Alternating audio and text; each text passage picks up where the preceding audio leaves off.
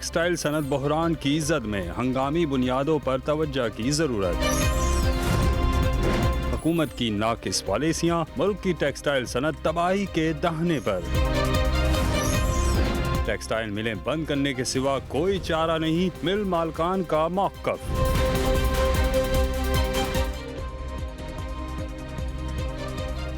नाज़रीन, रुपया पैसा में आपको खुश आमदीद कहते हैं। मैं हूं अली नासिर। आज जिस मौजू के ऊपर हम बात करेंगे वो है हमारे मुल्क के चैलेंजेस फेस करने वाली टेक्सटाइल इंडस्ट्री, और हमारे मुल्क की टेक्सटाइल इंडस्ट्री अब कहाँ जाएगी। एक ज़माने में सारी दुनिया को हम अपनी शान के तौर पर अपनी टेक्सटाइल इंडस्ट्री को पेश करके बताया करते थे। कॉटन की वजह से पाकिस्तान की टेक्सटाइल इंडस्ट्री को एक एज हासिल थी, एक कंपेरेटिव एडवांटेज हासिल था, एक ज्योग्राफिक लोकेशन की वजह से, एक जिसे कहते हैं एग्रीकल्चरल और एग्रेरियन इकोनॉमी होने के एडवांटेज की वजह से हम दुनिया के अंदर माने जाने थे अपनी टेक्सटाइल इंडस्ट्री की वजह से। लेकिन आज इस इंडस्ट्री को बहुत सी मुश्किलात का सामना है, बहुत सी प्रॉब्लम्स का सामना है। आज मैं बात करूंगा, मेरे साथ बड़ी फाजिल मेहमान शामिल गुफ्तगू होंगे। जनाब आसिफ इनाम साहब, जो कि चेयरमैन एप्टिमा सिंधस्तान जोन हैं। वेलकम करता हूं आपको शो में आसिफ इनाम साहब। Thank you for calling. Asif इनाम साहब, बुनियादी तौर पर मैं चाहूँगा कि आज जिन मौज़ूआत के ऊपर बात हो वो थोड़ा स्टेटिस्टिक ड्रिवन हो। मैं ये जानना चाहूँगा आपसे कि पाकिस्तान का तिजारती खसारा जो है बड़ी तेज़ी से बढ़ रहा है। पाकिस्तान की एक्सपोर्ट्स के अंदर सबसे इम्पॉर्टेंट रोल या सिंगल कंपोनेंट हमेशा से टेक्सटाइल इंडस्ट्री को तस्वुर किया जाता रहा है। आपके ख्याल से इस वक्त टेक्सटाइल इंडस्ट्री का कैलेंडर ईयर के अंदर कितना एक्सपोर्ट का कंट्रीब्यूशन है और टोटल एक्सपोर्ट कितनी है पाकिस्तान की इन डॉलर टर्म्स? जी बिस्मिल्लाहिर्रहमानिर्रहीम। ये 2017 का जो कैलेंडर ईयर है, फ्रॉम जनवरी टू दिसंबर, इसके अंदर पाकिस्तान की इंपोर्ट जो है वो $60 बिलियन रही हैं और एक्सपोर्ट $20 बिलियन रही हैं। रेमिटेंस 18 या 19, मुझे एग्जैक्ट याद नहीं कितनी रही है। तो नाउ यू कैन कैलकुलेट कि 21 बिलियन का तो यही डेफिसिट हमारा आ जाता है। इसके बाद हमारा सर्विस डेफिसिट है, इसके बाद हमारा कैपिटल अकाउंट डेफिसिट है। ये हम 12 जिक्र कर चुके हैं कि ये सस्टेनेबल मॉडल नहीं है, इसके ऊपर खातिर का कोई तवज्जो दी नहीं गई है। एक पैकेज दिया गया था जो बमुश्किल अभी उसमें से थोड़ी सी डिसबर्समेंट हुई है, और वो पैकेज भी ऐसा है कि पहले आपने टैक्स लगाया, फिर उसमें तो थोड़ा पैकेज के नाम पे रिलीफ दे दिए। जो सबसे बड़ा हमारा इशू है एनर्जी का, वो अब तक रिजॉल्व नहीं हुआ है। हालांकि जब हम अब्बासी साहब से भी नए पीएम साहब से मिले थे, उन्होंने टास्क दिया था कि 31 अक्टूबर तक मेरी मेज़ पे ये पूरा रिवाइवल पैकेज आ जाना चाहिए। तो अब तक हम हनूज उसके इंतज़ार में है कि कुछ हो। तो बहरहाल अभी तक तो कोई आया नहीं, ना कोई। हमने आपको एक वज़ीर मुमलिकत दे दिया फाइनेंस का, एक दे दिया मुशीर ख़जाना, और जनाबे वाला टीम मुकम्मल कर दी। अब आपका ये मामला हल हो गया। कॉमर्स का मिनिस्टर आपके पास मौजूद है, टेक्सटाइल का मिनिस्टर आपके पास मौजूद है। जी, जो कॉमर्स मिनिस्टर है, he is minister of commerce and textile. तो बेसिकली संजीदगी से ले रहे हैं। देखिए, अगर मतलब चीज़ें हो रही हों तो आप मैं संजीदगी से ले रहे हैं या नहीं, I don't know the limitations और क्या उनके प्रॉब्लम्स हैं या क्या है, but things have not been resolved on a level. आपने ऑन ग्राउंड लेवल जो मुझे स्टैटिस्टिक प्रोवाइड किए हैं वो हॉरिफाइंग हैं। जी बिल्कुल। पाकिस्तान का ट्रेड डेफिसिट बहुत ज़्यादा बढ़ जाएगा।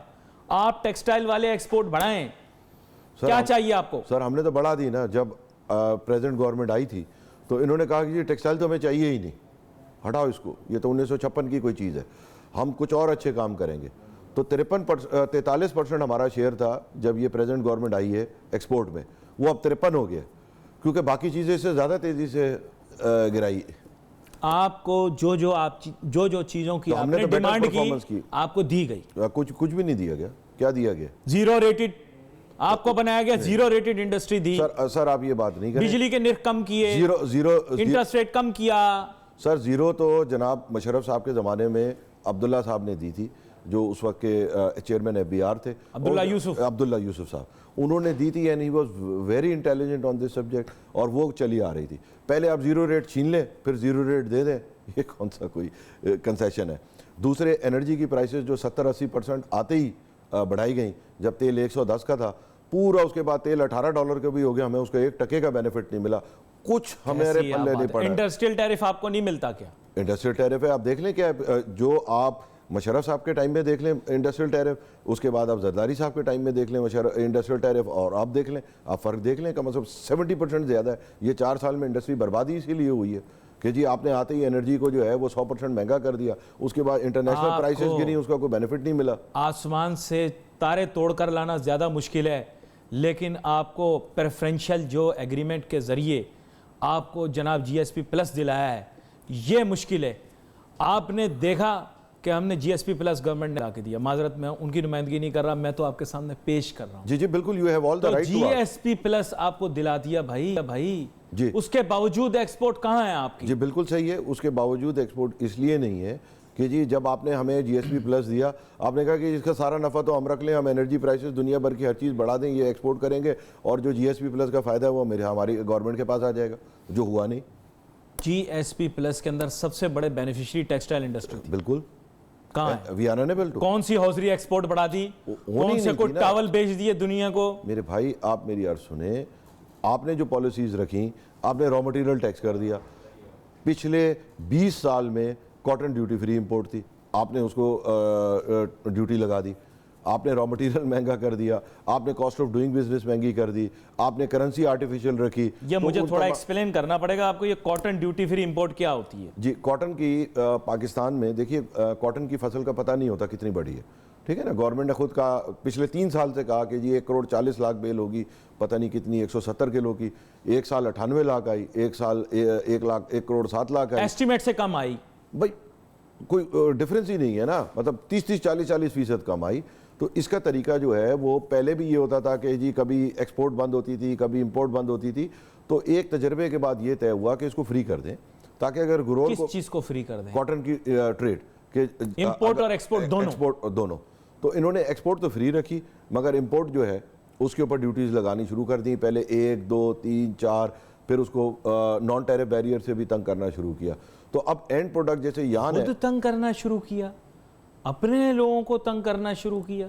बस स्टेटमेंट को रिफ्रेश करें या फिर समझाएं? जी मैं आपको बताता हूँ, वो इस तरीके से किया कि गवर्नमेंट के मुख्तलिफ फंक्शनरीज हैं, एक साहब अपना है, हर एक टनल विजन में, तो जिसकी जो टनल है वो उस हिसाब से काम करता है। अल्टीमेटली हुआ ये है कि 4-5 टनल है और 4-5 टनल ही इस फोकस पे आ गए कि जी टेक्सटाइल से जो कुछ हम गलत कर सकते हैं वो करें, तो उसका अंजाम सामने है। तो आपके ख्याल से हुकूमती पॉलिसियाँ इसकी जिम्मेदार हैं?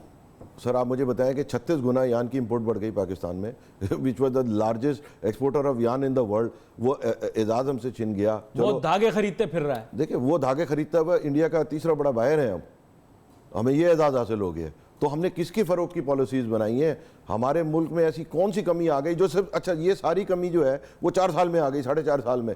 4.5 साल में हम निकम्मे हो गए, 4.5 साल में हम इनकॉम्पिटेंट हो गए, 4.5 साल के अंदर हम नलायक हो गए, हमने मॉडर्नाइजेशन नहीं किया, हमने कुछ नहीं किया, बस सब कुछ 4.5 साल। ये तो इल्जाम आप लोगों पर है, ये तो आपने खुद ही कह दिए। मैं तो खुद कह रहा हूँ आपको कि ये सब कुछ 4.5 साल में क्यों नहीं हुआ। 2005-06 में हमने $1 बिलियन की जो है मशीनरी इंपोर्ट की, आज 4.5 साल में $1 बिलियन नहीं है मशीनरी की इंपोर्ट। ये तो गलती आपकी होगी ना। मेरी क्यों गलती होगी? जब एक इंडस्ट्री आपने बेवारा कर दी, ताले लग रहे हैं, तो उसमें कौन मंगाएगा? मैं तो आपको कंपैरिजन बना रहा हूँ। यही industry, there is no BMR, there is very little BMR। देखिए कुछ लोग ऐसे हैं कि जब आप एक पॉलिसी बनाते हैं, जैसे एक इंटीग्रेटेड प्रोजेक्ट है, वो ड्यूटी फ्री कॉटन मंगा सकता है क्योंकि वो बॉन्ड में मंगा के एंड प्रोडक्ट बेच रहा है। कोई ऐसे प्रोजेक्ट हैं जो कॉटन मंगा के धागा बेच देते हैं, कुछ ऐसे प्रोजेक्ट हैं जिन्होंने कॉटन मंगा के लोकल यान देना है, उनके ऊपर आपने कॉटन पे ड्यूटी लगाई हुई थी। एक थोड़ी प्रॉब्लम हुआ है हमारे, तो प्रॉब्लम, अच्छा क्रॉप फेल हो गई। अब क्रॉप फेल भी सिर्फ पंजाब में हुई, यानी सिंध की क्रॉप तो माशाल्लाह तीनों साल जो है वो भरपूर आई है, बल्कि इस साल तो मेरे ख्याल में वन ऑफ द रिकॉर्ड कायम हुआ है सिंध की क्रॉप का। तो पंजाब की क्रॉप को क्या हो गया? ये तो आप उनसे पूछें कि भाई ये क्या वजह है। मेरे हिसाब से तो बेचारा ग्रोअर तो पंजाब का ऐसे ही मर गया कि जब 18 मन ईल उसके हाथ में, उसके पास कोई चॉइस ही नहीं है गन्ना और ये मकई और ये सब लगाने के, आपने उसके पास चॉइस ही खत्म कर दी। कैश क्रॉप नहीं रही जी, कॉटन बर्बाद हो गई उधर ना। तो अब अगर आप कॉटन, क्यों बर्बाद हुई ये तो एक्सप्लेन करें। प्राइसिंग मैकेनिज्म की वजह से बर्बाद हुई, कीड़े की वजह से बर्बाद हुई, पानी की वजह से बर्बाद हुई। आप प्राइस पे तो आ ही नहीं सकते ना। प्राइस तो अगर बर्बाद होती प्राइस से, तो सिंध में क्यों नहीं हुई बर्बाद? खाली पंजाब में ही बर्बाद हुई है। बलूचिस्तान में भी माशाल्लाह फ्लोरिश हुई है कॉटन, सिंध में भी फ्लोरिश हुई है। खाली एक जो कपास की जो बर्बादी है वो पंजाब में आ गई प्राइसेस की वजह। प्राइसेस तो नहीं जिनको है, दूसरी क्रॉप लगवाई उनको कौन सा फायदा दिया? वो भी सड़कें ब्लॉक करके बैठे हुए हैं। देख वो पॉलिसी भी फेल होनी थी ना अल्टीमेटली।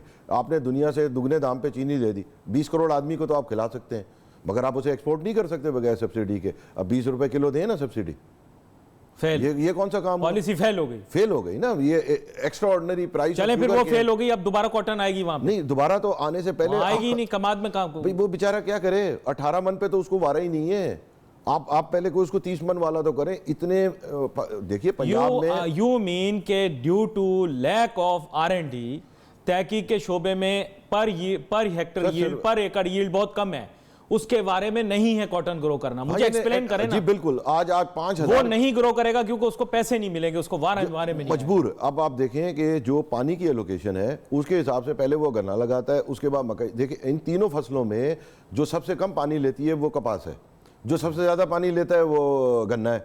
तो अब आदमी ये देखता है कि मैं कितना गन्ना लगा सकता हूँ, फिर देखता है कितनी मकई लगा सकता हूँ, फिर जो बचता है तो उसको मजबूरन कुछ एरिया कॉटन पे लगाना पड़ता है। एक बात आप लोगों से पूछनी थी कि बुनियादी तौर पर ये कपास की जो यील्ड है, इसकी जो पैदावार इतनी कम क्यों है पाकिस्तान के अंदर? इस सवाल का जवाब मैं जरूर लूंगा, लेकिन मुझे लेनी है एक छोटी सी ब्रेक। ब्रेक के बाद बात करते हैं। Let's take a short break.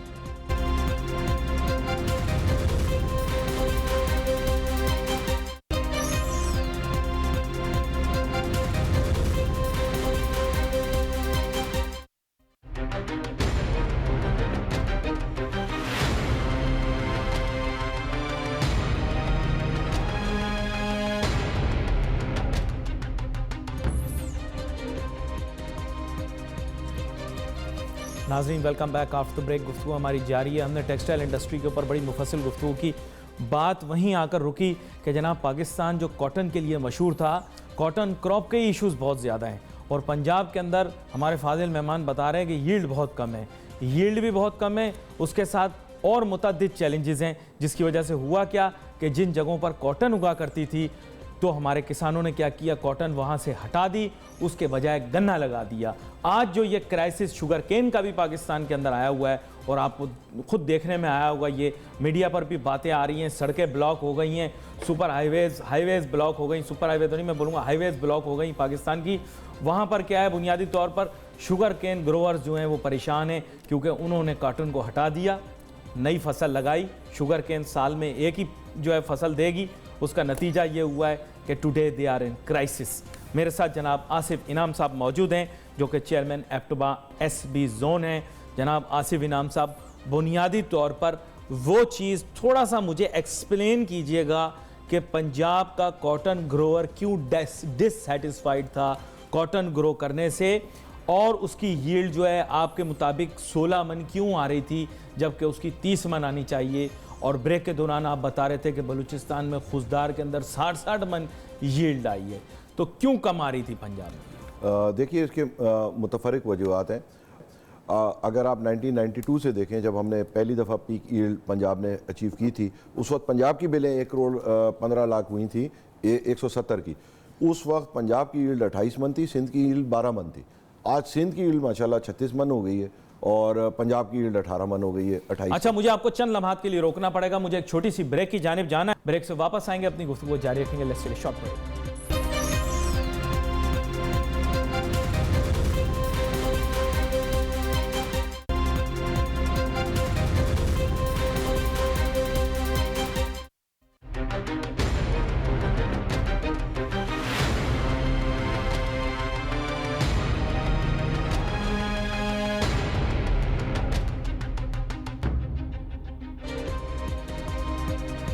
नाज़रीन वेलकम बैक आफ्टर ब्रेक। गुफ्तगू हमारी जारी है। बात कर रहे हैं हम आसिफ इनाम साहब के साथ जो कि चेयरमैन एप्टमा SB जोन है। बात ब्रेक पे जाने से पहले बड़ी अहम हो रही थी कि यील्ड क्यों नहीं बढ़ रही पंजाब में, जो कि सबसे ज़्यादा मशहूर था और गोरे के दौर में, अंग्रेज़ के दौर के अंदर सबसे ज़्यादा एग्रीकल्चरल प्रोड्यूस निकाल के देता था इन ऑल ऑफ बड़े सगीर सब कॉन्टिनेंट। तो क्या वजह है जनाब आसिफ इनाम साहब कि वो डिस्ट्रिक्ट्स जो कि गोरे की किताब के अंदर सबसे ज़्यादा यील्ड दिया करते थे एग्रीकल्चरल प्रोड्यूस के, आज नहीं दे रहे, ना गन्ना दे रहे हैं, ना कॉटन दे रहे हैं। आप देखते नहीं है टेलीविज़न के ऊपर इतनी बातें चलती हैं कि जनाब बेहतरी आ गई, अच्छाई आ गई, आप बोल रहे हैं यील्ड कम हो गई। मुझे बात समझ में नहीं आ रही। जी मैं नहीं बोल रहा, ये तो आदाद व शुमार बोल रहे हैं। मतलब आप खुद गवर्नमेंट की ऑफिशियल साइट पे जाके पाकिस्तान सेंट्रल कॉटन कमेटी की देख लें कि पंजाब की क्या यील्ड है, सिंध की क्या यील्ड है। मैं कौन सा कोई अपने प्राइवेट तो एस्टीमेट क्यों कम है, वजह बताएं। तो ये तो सर आप एग्रीकल्चर मिनिस्टर पंजाब सीड वही है, क्या मसला है? ये तो बीज का मसला है सर, ये तो दवा का मसला है। सर मैं तो यूजर ऑफ कॉटन हूँ ना। अब ये तो आप उनको बुलाएं या आप उन लोगों को बुलाएं जो एग्रीकल्चर से रिलेटेड है। आपने कोई आइडेंटिफाई किया है तो बता देना, मैं उनको बुला लूंगा मुस्तकबिल में। जी पहले तो आप मुझे बताएं, this is third year, hat trick हो गई ना फेलियर की। पहले आप एक दफ़ा फेल हुए, फिर 2 दफ़ा फेल हुए, फिर 3 दफ़ा फेल हुए। आप 5 साल तकरीबन हुकूमत को हो जाएंगे तो उसमें से आप 3 दफ़ा तो फेल ही हो चुके हैं, वो भी बुरी तरह। मतलब पंजाब की यील्ड जो है वो तो एकदम कोलैप्स हुई हुई है, आज तीसरा साल है। अच्छा, इस साल भी कोई वर्क नहीं हो रहा। देखिए, एक पंजाब में कोई एक सीड नहीं काश्त हुआ पूरे पंजाब में। पंजाब में 50 किस्म के सीड काल हुए। असल इस वक्त ये होता है कि ये आइडेंटिफाई करें कि कौन सा बंदा है जिसने ऐसे लोग हैं। जब शुगर मिले शिफ्ट की जाती है ना तो पॉलिसी शिफ्ट होती है, मानते नहीं मानते। देखिए, कॉटन की जो मैं समझता हूँ पंजाब में कपास की तबाही है, उसका जो सबसे बड़ा नुकसान है वो ग्रोअर को ये हुआ है कि उसके पास चॉइस ख़त्म हो गई गन्ना लगाने के अलावा। ये एक बहुत बड़ा सेटबैक है जो ग्रोअर को भी रियलाइज़ नहीं होता कि अगर 30 मन की उनकी ईल्ड हो तो उनकी चॉइस होगी कि जी हमने गन्ना लगाना है या कपास लगाना है। कपास की ईल्ड इतनी गिर गई है कि उनके पास कोई चॉइस ही नहीं है। वो तो मरता या ना क्या करता, उन्हें गन्ना लगाना पड़ रहा है। अच्छा, गन्ने का ये जो मॉडल है जो हम कह रहे हैं कि 20 रुपए किलो सब्सिडी चाहिए एक्सपोर्ट करने के लिए, ये सर हर 20 रुपए किलो हम सब आप दे रहे हैं। जो पाकिस्तान की 22 करोड़ अवाम चीनी ले रही है वो ये सब्सिडी दे रही है ऑलरेडी, क्योंकि दुनिया से आपको महंगी चीनी मिल रही है। आप कपास के अच्छे रेट नहीं दे रहे थे, इस वजह से लोगों ने कपास उगाना बंद किया। जी बिल्कुल, हम बहुत गंदे रेट दे रहे थे जिससे से पंजाब में कपास तबाह हो गई, सिंध में बढ़ गई। भाई अगर हम गंदे रेट दे रहे थे तो सिंध पंजाब दोनों को दे रहे थे ना, तो सिंध में कैसे यील्ड ठीक है? मतलब वाई नॉट सिंध यील्ड है कोलैप्स, खुदा ना खास्ता। जब आप क्या बात कर रहे हैं, सिंध की तो यील्ड बढ़ी है। इसका मतलब मैं इस मामले में आप पर इतना ले ब्लेम नहीं कर सकता। आप ये नहीं कह सकते कि रेट नहीं है। देखिए ना, मैं अगर आप मुझे बताएं कि या तो सारे खुदा न खास्ता मुल्क की तबाह होती, कुछ जगह ग्रोथ हो रही है कपास की, और उसमें सिर्फ एक चीज कॉमन है, जहां 30 मन से ऊपर यील्ड है वहां कपास फ्लोरिश कर रही है। जहां 30-32 मन सिंध की यील्ड इस 34 या 36 मन इस दफा, आप 36 मन पे खुद आप मैथमेटिक्स कर लें। पैदावार मसला है, कीमत मसला नहीं है। आगे चलते हैं।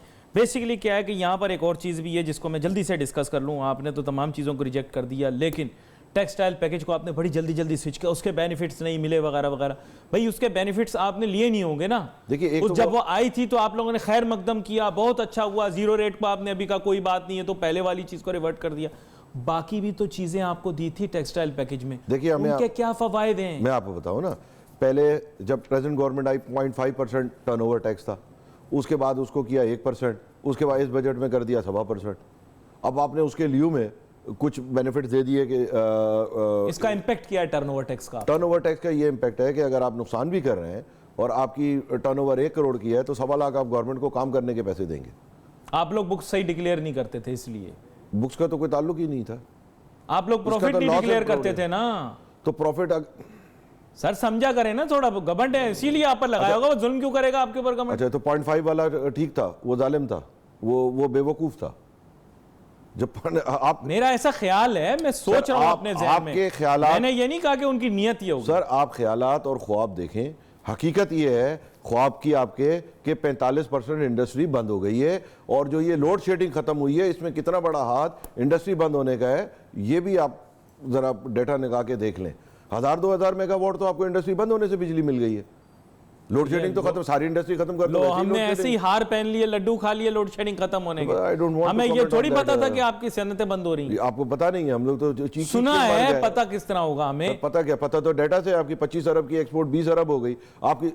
आप मुझे एक बात बताएं, वो कहते हैं भाई ये वॉल्यूम में कम नहीं हुआ, ये वेट में कम नहीं हुआ, ये वॉल्यूम ये कदर में कम हुआ है, वैल्यू में कम हुआ है। It's absolutely wrong. वैल्यू और क्वांटिटी दोनों में कम हुआ था।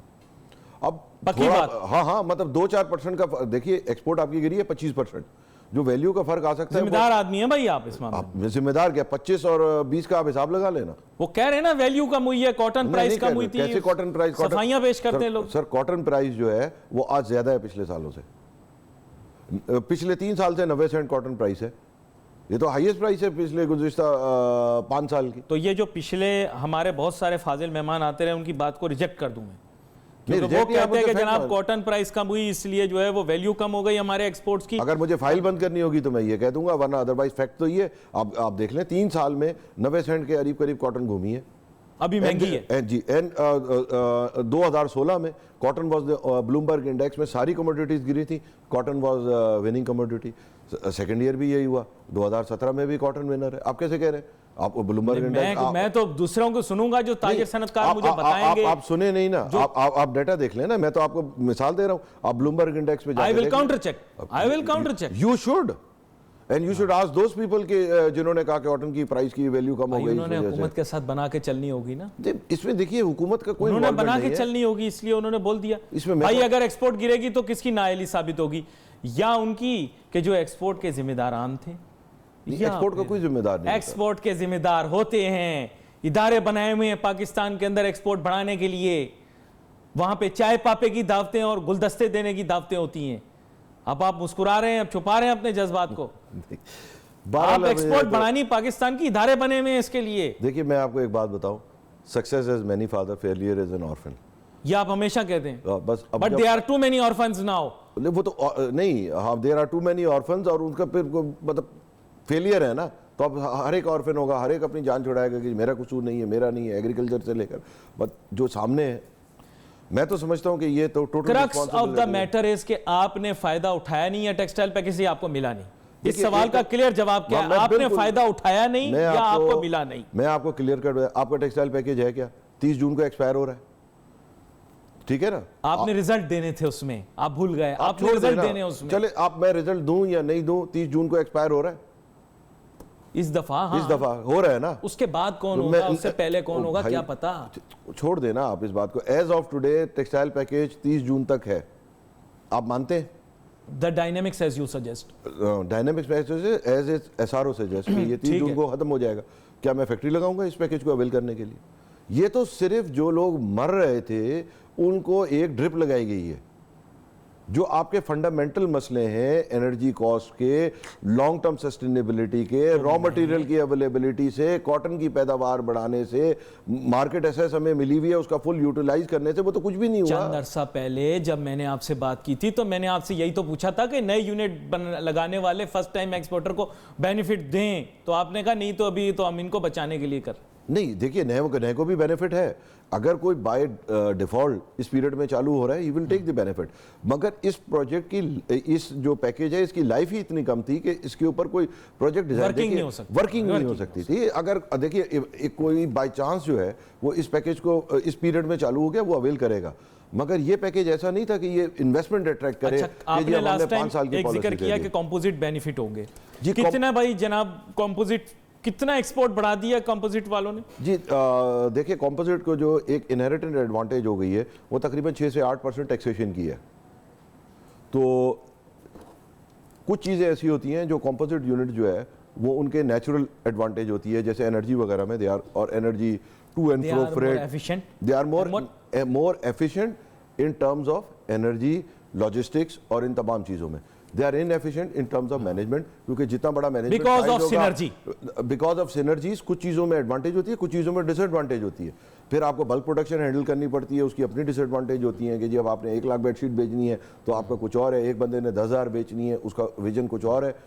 तो वो उनकी सिनर्जीज की एडवांटेज भी होती हैं और इसी तरह बड़े होने की डिसएडवांटेज भी होती हैं। तो अब जो उनका जो रिलेटिव परफॉर्मेंस बेहतर रही है या वो कम तबाह हुए हैं। भाई जो गवर्नमेंट ने टारगेट सेट किया था वो करके दिखाएंगे क्या? कौन सा टारगेट? परसेंटेज बढ़ाएंगे तो आपको अगली दफा बारात मिलेंगी ना। ये था पैकेज कि नहीं था? आप ही ने बताया था, वो एक टारगेट तो होगा ना आपका, चेक किया जाएगा आपने क्या कारकर्दगी दिखाई।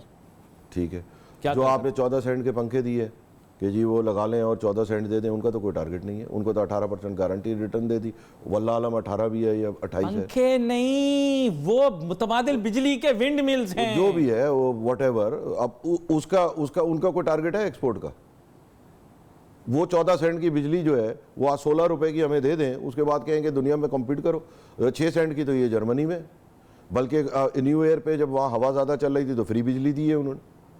अब आप फ्री बिजली के बाद दुनिया से कहें कि जी आप 16 सेंट की बिजली लेके या तो जो फ्री बिजली दे रहे हैं उनसे फिर फ्री बिजली ले लें। चाइना वाले फ्री बिजली दे रहे थे, अच्छी बिजली, अच्छे नरखों में बिजली दे रहे हैं। उनके साथ आपने तिजारती पैकेज साइन किया है, हमारे आप उनसे हमारी एनर्जी पॉलिसी गलत है। आपका पीएचडीपी कितना है? 1000 अरब का है ना इस साल का। इससे पिछले 4 सालों का पीएचडीपी, हाँ ठीक है, इसमें से आपने कौन सा एनर्जी प्रोजेक्ट लगाया? सारे तो आपने कर्जे वर्जे लेके लोगों को 18-20% रिटर्न देके लगवा लिए। तो पीएचडीपी क्यों नहीं लगाया आपने? जब आपने टैक्स लिया, टैक्स इसीलिए लिया था ना कि आप हमें एनर्जी प्रोवाइड करेंगे। अगर आप इस टैक्स से 1000 में से 500 पंखों के पीछे क्यों पड़ गए? मैं तो आपसे पूछ रहा हूं भाई, आपको फायदा दिया नहीं दिया? आपको क्या फायदा हुआ? आप यानी आपको मजा नहीं आया टेक्सटाइल पैकेज का? काट देता हूं मैं, टेक्सटाइल पैकेज नहीं फायदा दिया। नहीं, मैं ये नहीं कह रहा। देखिए, एक ड्रिप लगी है, इलाज नहीं हुआ, खत्म, मरने से बच गए, डिहाइड्रेट होके आए, ड्रिप लग गई, क्या करें? आपको फिर आगे बढ़ाने के लिए दुनिया जहां के सारे काम करके दे दिए।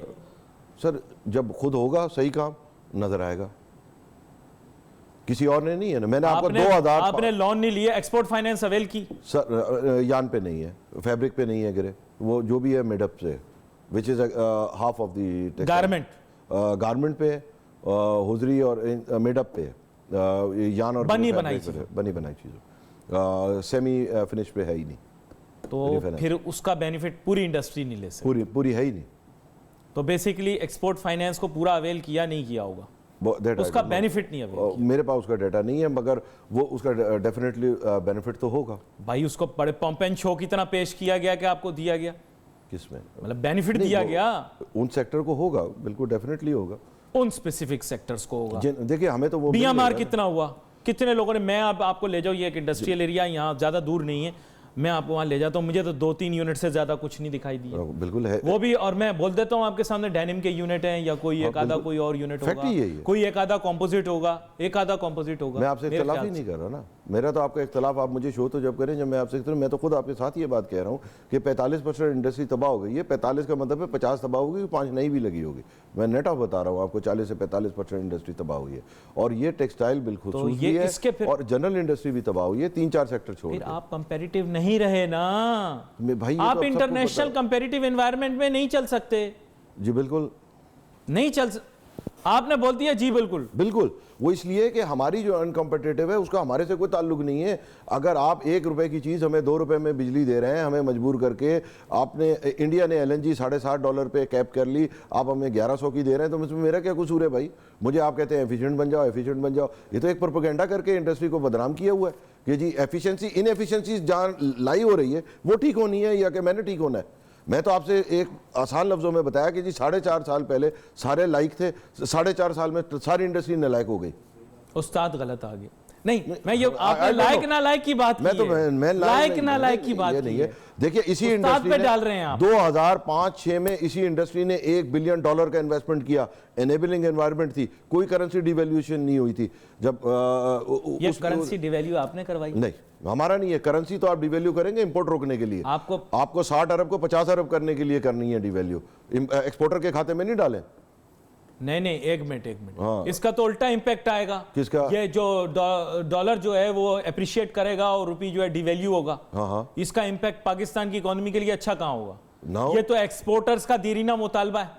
नहीं, एक्सपोर्टर ने, हमने तो 1.5 साल से कहना ना, हमने तो 1.5 साल से कहना ही बंद कर दिया। हमारा तो दरीना मुतालबा है कि हमें इंटरनेशनल जो हमारे कॉम्पिटिटिंग कंट्रीज हैं टेक्सटाइल के, उसके भाव से इनपुट दे। भाई बात आपने ऐसे कर दी या ऐसे कर दी, बात तो एक ही कर दी ना। नहीं, बात एक नहीं है ना।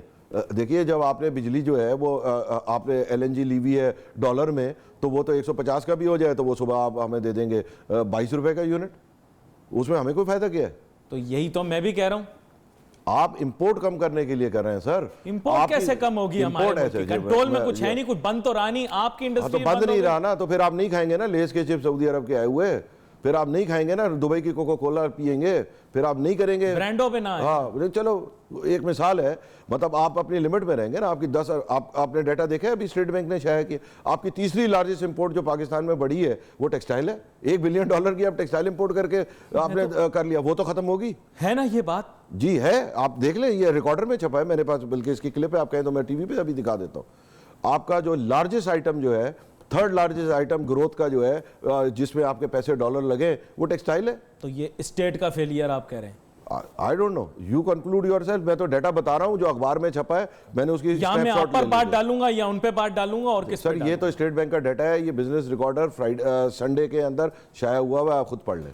उसमें कौन से आइटम बढ़े सिवाय एक मशीनरी के मेरे ख्याल में 800 मिलियन के, बाकी हर चीज जो है वो सामान्य तायुश या नॉन डिजायरेबल में आएगी।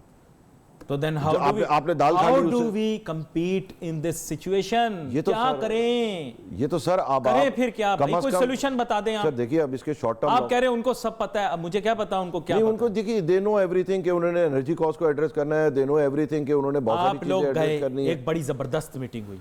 उस जमाने में वजीर आजम अहल थे, उस जमाने में वजीर आजम अहल थे, एक वजीर दाहिने हाथ पे, एक वजीर बाइने हाथ पे।